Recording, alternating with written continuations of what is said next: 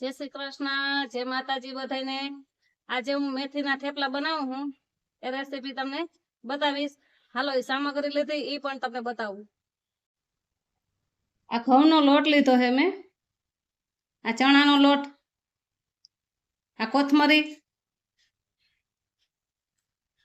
આ લસણ આદુની પેસ્ટ કરી લીધી છે ખાંડણીમાં, અને આ મેથી મેં સુધારી લીધી ને કોથમરીને બે સુધારી લીધું હતું, અને બાકી મસાલા સ્વાદ પ્રમાણે બધા નાખીશ ને મીઠું અને તેલ ને બધું મોણમાં જોઈએ એમ નાખીશ। હાલો બતાવું લોટ બાંધવી। આ લોટ ચારી લીધો તો પેલા, એટલે ચારવો નહીં પડે। ચણાનો લોટ નાખી દઉં। હવે બધા મસાલા નાખી દઈશ, મીઠું સ્વાદ પ્રમાણે નાખીશ,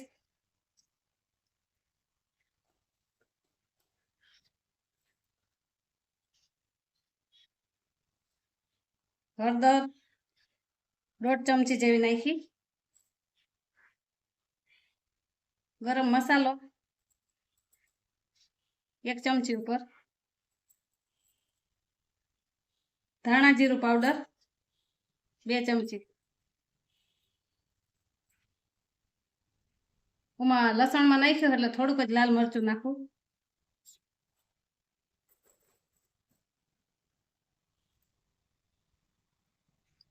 હવે આ મરચું નાખી દો લાલ,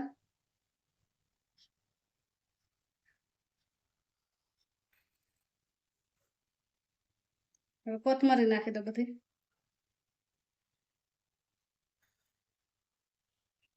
મેથી,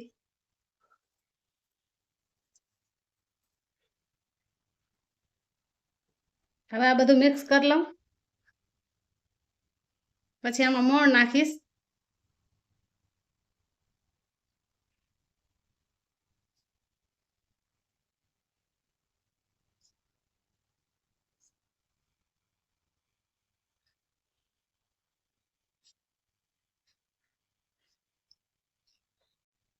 હવે આ મોણ નાખી દો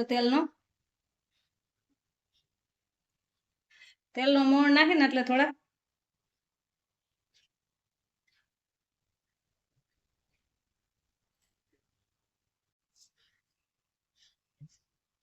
તેલનો મોણ નાખ્યો। હવે આ બધું મિક્સ કરી નાખું અને થોડું પાણી નાખીને લોટ બાંધી લઉં। થોડોક ઢીલો જ રાખશું, બહુ ટાઈટ નહીં રાખી, એટલે વણવામાં મજા આવે।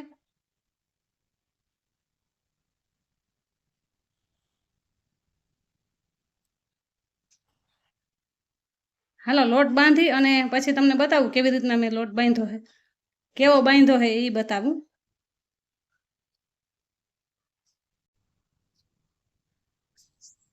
જો આવી રીતના થોડોક લોટ બંધાઈ ગયો છે।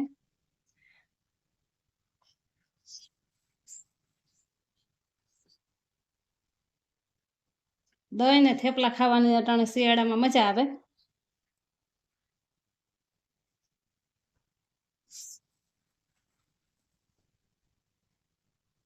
હવે આમાં થોડોક તેલ નાખી અને થોડોક હજી મહરી નાખીશ,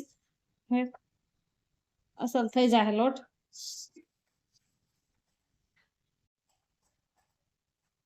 હાલો જો લોટ બંધાઈ ગયો છે, હવે થોડોક તેલ નાખી અને પાછું મહરી નાખું।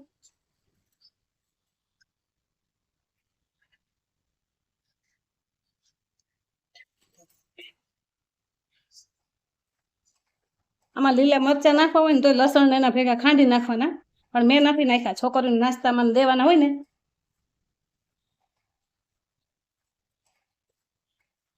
એટલે મેં ન નાખ્યા, તમારે નાખવા હોય ને તો લીલા મરચાં નાખજો।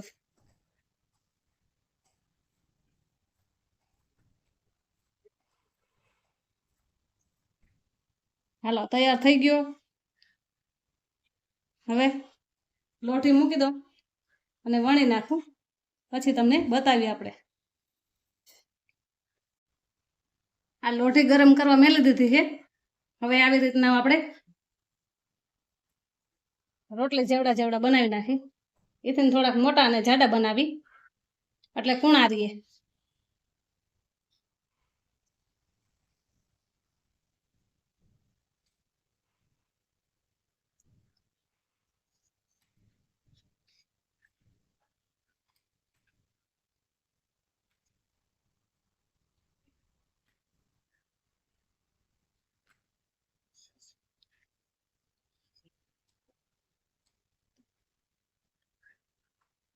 જો થઈ ગયા ને તૈયાર.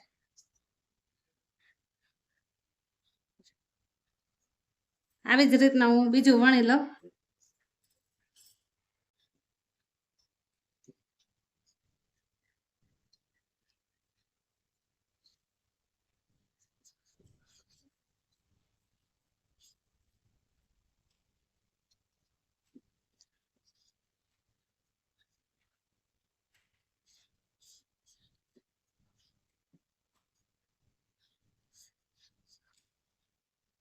હાલો, બે વણી અને તૈયાર કરી લીધા છે.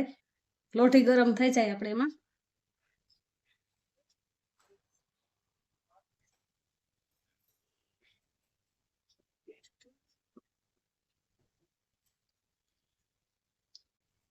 આવી રીતના એક કોર ચડી ગયો છે.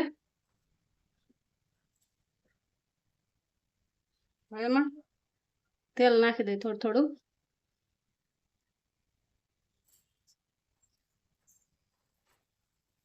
અત્યારે શિયાળામાં તો બધાના ઘરે થેપલા બનતા જ હોય મેથીના.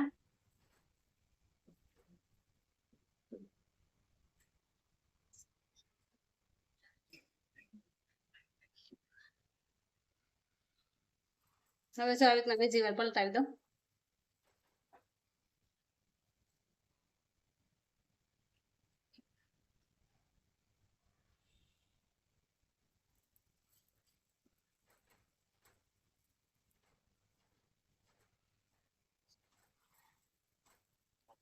હાલો, બે થેપલા આવી રીતના બનાવી અને તમને પછી ડીશમાં સર્વ કરી અને બતાવો.